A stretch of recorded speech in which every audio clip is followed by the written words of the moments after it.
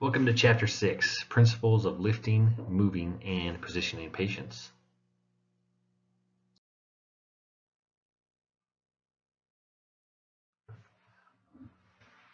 Most of this should just be review. I think we've all been taught several times what proper lifting techniques are. But the best way to do it is to have a plan, estimate the patient's weight, consider physical limitations of not only yourself but your crew as well, and then communicate with your crew. I would always recommend making sure you have enough people to lift the patient safely. So we want to position our feet properly, lift with our legs, not our back, and when lifting an object with one hand, really try to avoid leaning to one side or the other. Minimize twisting, keep weight as close to your body as possible, and whenever possible, use a stair chair. That's one of my biggest pet peeves in EMS is everyone wants to get the patient out so quick, and the stair chair, it takes a minute to set up and all that, but it is a back saver. A lot of EMS careers end due to back injuries. So if you have a tool that can help prevent that, use it whenever possible. Here's an example of a first responder using proper lifting techniques. You can see she's very close to the patient. Her legs are bent and her back is straight. And she keeps that weight really close to the core of her body. And as she moves, she keeps it right there next to her with her back straight. Here's a great example of the stair chair. These are, again, just fantastic tools. Don't ever hesitate to use it.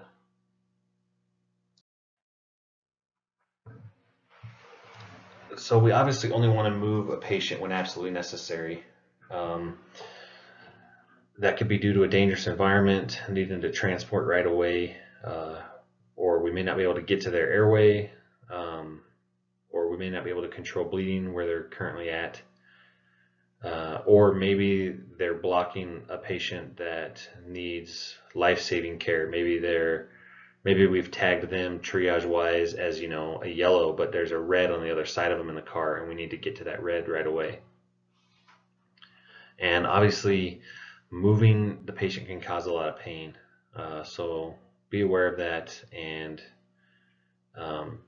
if necessary, provide pain management before moving them.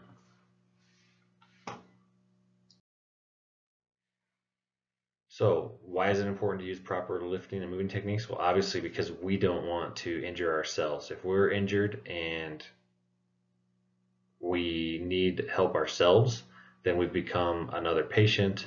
It could end our career in EMS. So if we respond to a third-story building to find a patient who's unable to ambulate, and ambulate means walk, due to extreme abdominal pain, how would we safely extricate this patient? I would say stair chair. Hopefully there's an elevator. Most buildings that big have elevators that the gurney will fit in, so you could just put them directly on the gurney. If not, stair chair them down the stairs to the bottom and then on the gurney. Emergent moves. So what's an emergent move? Also called emergency move. So this is when the scene is hazardous, or they require immediate repositioning. Or you have to, like we talked about before, reach someone else that needs care before this person does. This is when, the patient's lying on the train track. You're worried about their broken leg, but the train's coming and it's going to kill you all if you don't move. It's okay to move them without splinting the leg. It's okay to ignore spinal precautions for that moment, because it doesn't matter if they have a spinal injury if you all get killed by a train. So different emergent moves. You've got your drags, so you can pull them by their clothes, their feet, their shoulders, or by using a blanket. I would avoid pulling them by their feet at all costs, just because then their head just bounces around everywhere. But if you've got to do it, you've got to do it. If they're in a fire or whatever, and that's the only part of them you can grab to pull them out, then you got to do it. You initiate it by pulling from the shoulders along the axis of the body. Try not to drag them sideways. I mean, if you have to, but try to avoid it. If you go downstairs or an incline, make sure you take them down head first. Obviously, this is definitely a time you don't want to pull them by their feet, as their head will smack every stair on the way down. So here he is just doing a quick grab. He's grabbed him by the shirt and pulling him out. Here's a blanket drag. So he's wrapped her up like a burrito in a blanket, and then you can just drag the blanket. That one works really well. This is obviously if you just have one rescuer and you just need to move quick. Here's under the shoulders or under the arms. And this guy is using some webbing. And this is actually this kind of harness works really well. You just have your webbing in a loop or even just like that, and you just put it up under his arms over his chest like that, and it makes a great harness. So we kind of already talked about this, but different situations that might warrant an emergency move. Fire, in traffic, on the train tracks, whatever it might be. And if we improperly move patients, yeah, we can cause more injury. So we need to be super careful of that. Standard moves. So this is our preferred choice if it's not an urgent situation, the patient's stable, and we have plenty of time and personnel for a move. So if we have to, use the help of other trained personnel, or for us, maybe it's only a couple of us on scene, get bystanders, get the sheriff's deputies involved, get family members involved to help you move them. So the patient's, so say the patient's in discomfort, that's appropriate to move them, get them in a position of comfort. If the care that we need to give them requires them to move, if we need to get them closer to a source of water for some reason, and I'm really not sure why that's in there, but yeah, I guess maybe if they really need to get a drink out of that pond. Patient insists on being moved. If they need to move, let them try, see how it goes. But before moving them, we always want to try to do a quick primary assessment, make a plan that involves choosing the number of rescuers, try to avoid, compromising neck or spine injuries, and then consider splinting fractures before you move them. Or I would even say, if you have an advanced EMT on scene, don't be afraid to suggest pushing pain medication. The direct ground lift. So this takes 3 rescuers to move the patient from the ground to the bed or the stretcher. So the patient's supine, meaning face up. They've put their arms across their chest. We'll lift the patient up to the level of their knee, roll them toward their chest, and then stand together and move the patient. I have never actually seen this done in my entire career.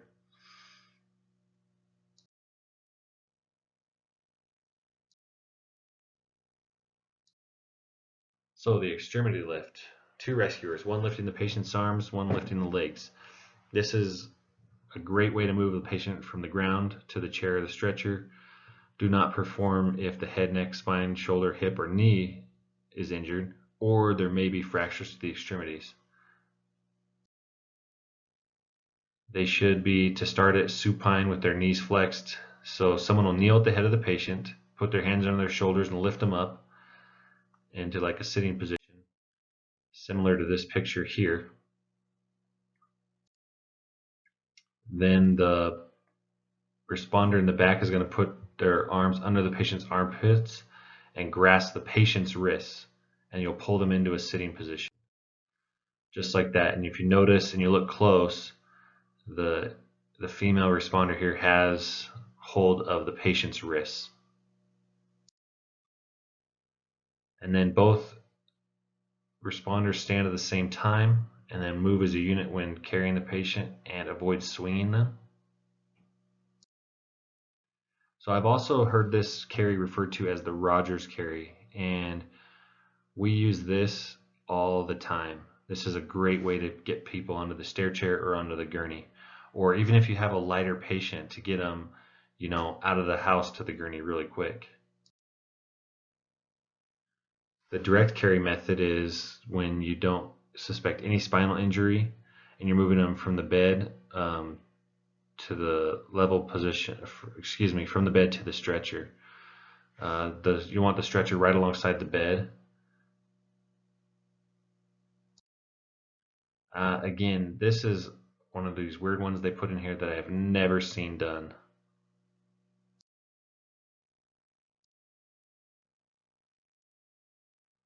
The draw sheet method. Now this is one you should see and use all the time. So even if you use the patient's own bed sheet, you put the stretcher right next to the bed, right alongside them, and then you just drag the sheet with them on it right over onto the gurney.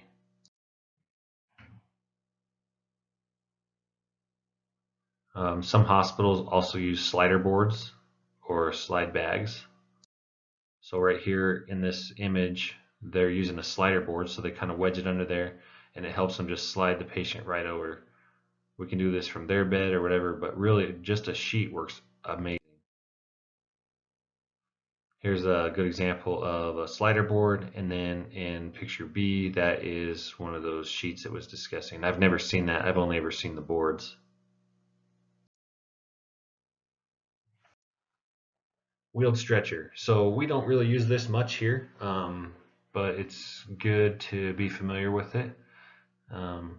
They do a lot of amazing things now.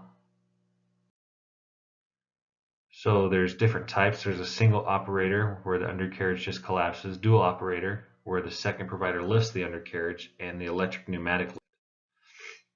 So here is the one where they just collapse. So as he pushes the patient into the back of that ambulance, the wheels will just pop up of themselves. They just fold right up. You do actually see these at so Gold Cross Ambulance in Salt Lake City has a van service. Now they're not ambulances, they're just vans, and they'll just go to take people to doctor's appointments, things like that, people that can't walk, that need to be on a gurney. So they are able, with these gurneys, to just have one person operate them. This is old school, so you don't see many of these days, but so the male responder, he's lifting the gurney and he pulls a lever which unlocks the wheels, and then the female responder lifts those and holds them up while they roll the patient into the back of the ambulance. This is a power gurney. This is the Furno version of it. Morgan carries the Stryker. This one is actually quite amazing. It can climb a Jersey barrier. The legs move independently of each other. Well, at least the front and independently, front and back. And it can basically, you can set those small wheels up at the top of the stretcher on the far right of the picture, down on some stairs, lift these middle wheels, if you want to call them that, and then slide it forward and then lift these back wheels, so it can almost climb, up a small amount of stairs.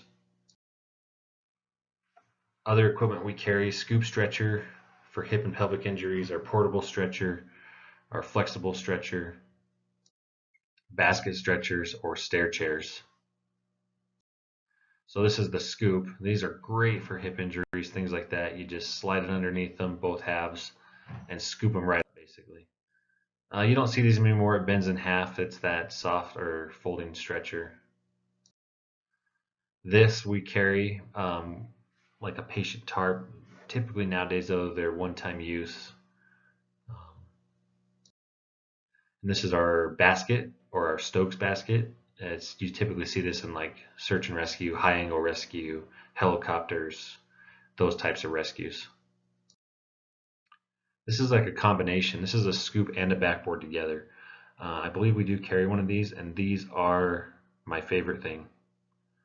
They scoop a patient up just like that. You can take it off them once they're on the gurney, or you can leave them on it if you need a backboard. They're just a really great tool. So we've got spine boards for suspected spinal injury, and then vest type extrication devices. We've got full body mobilization devices like a whole body vacuum splint, a PD board, which is like a spine board for children. So there's our long backboards with the spider straps. and that's how you strap someone down. This is a Kendrick extrication device, or a KED. They're actually not required anymore. We're not required to carry them, but the few times I've used it in my career, it's been a situation where it's like, wow, I don't know what else we would have used. I'm glad we had that. So they have their time and place. They're used pretty rarely, but I think it's a great tool to have. So we've responded to the home of an elderly female who has fallen and is complaining of right hip pain. She's unable to move. EMTs on scene suspect a hip fracture. What piece of equipment do you offer to retrieve from the ambulance? I would say either that scoop stretcher or the combination one. So recovery position. We kind of talked about this a while ago. Lateral recumbent or left lateral. So you first position the patient as such.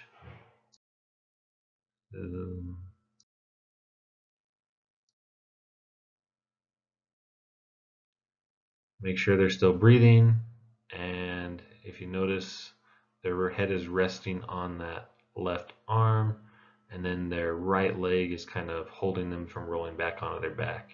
And this allows gravity to drain the secretions out of their mouth.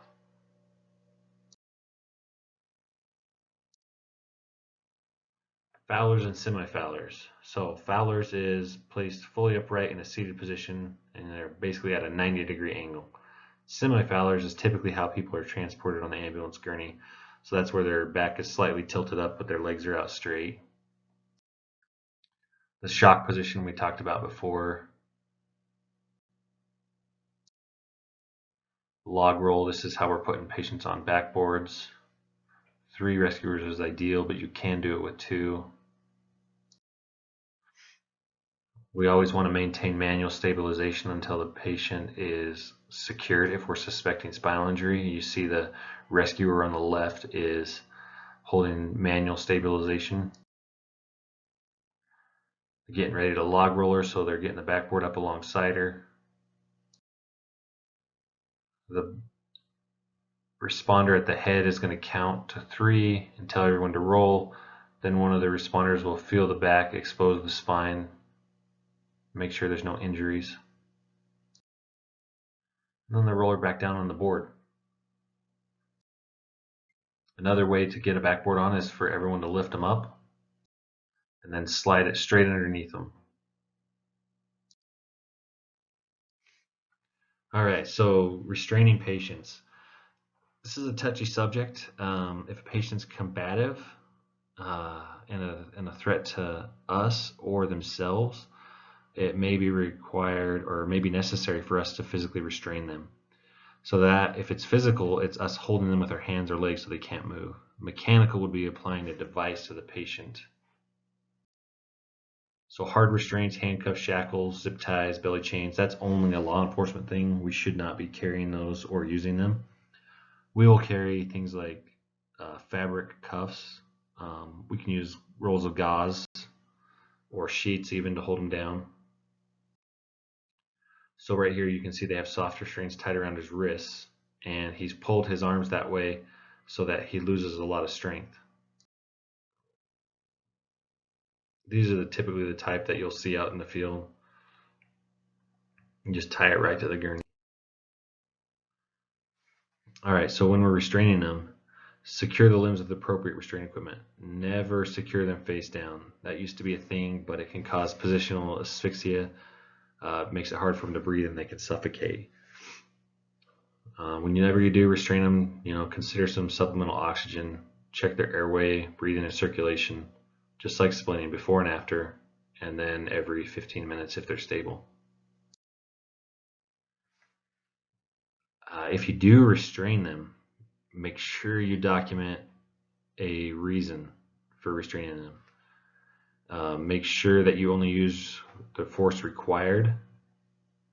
Make sure we're training on the equipment. When you're trying to hold someone down and tie a soft restraint, that's probably not the time to learn how to tie the soft restraint. Make sure you guys all have a plan together and then act immediately. And that's the end of this chapter.